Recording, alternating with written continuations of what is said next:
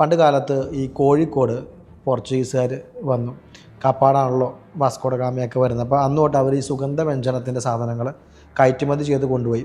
അപ്പോൾ ഇവർക്ക് മനസ്സിലായി, പോർച്ചുഗീസുകാർക്ക് മനസ്സിലായി, കുറച്ച് സുഗന്ധവ്യഞ്ജനം അവരുടെ നാട്ടിൽ കൊണ്ടുപോയി നട്ടിട്ടുണ്ടെങ്കിൽ നമ്മളെന്തിനാണ് ഈ കേരളത്തിലേക്ക് വരുന്നത്, അവിടെ പോയി ചെയ്തിട്ടുണ്ടെങ്കിൽ അത് കിട്ടുമല്ലോ എന്നുള്ളൊരു തീരുമാനം മനസ്സിലാക്കിയിട്ട് ഇവർ ഇവിടെ നിന്ന് ഏലം, കുരുമുളക്, ഇഞ്ചി അങ്ങനെ സകലമാന സാധനങ്ങളും കപ്പലിൽ കയറ്റുവാണ്.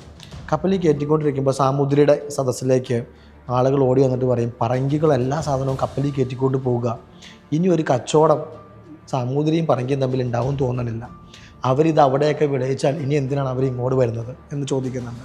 അപ്പോൾ അതിന് സാമൂതിരി കൊടുക്കുന്നത് ഭയങ്കര രസകരമായിട്ടുള്ളൊരു മറുപടിയാണ്.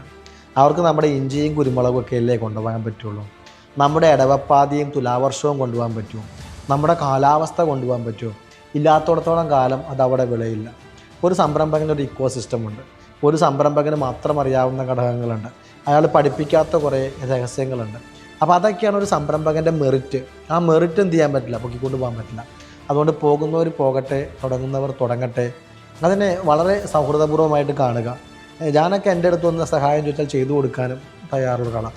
ചെയ്യട്ടെ എന്നാണ് പറയുന്നത്, ചെയ്യുമ്പോഴാണ് അത് എല്ലാം മനസ്സിലാകുള്ളൂ. അപ്പോൾ അത് മുന്നോട്ട് പോകുമ്പോൾ എല്ലാ സംരംഭകനും ഓർത്ത് വയ്ക്കുക, നമുക്കൊരു ഇടവപ്പാതിയുണ്ട്, നമുക്കൊരു തുലാവർഷമുണ്ട്. അത് നമ്മുടെ കയ്യിൽ ഇരുന്നിട്ടുണ്ടെങ്കിൽ നമ്മൾ ആരെയും പേടിക്കേണ്ടതില്ല.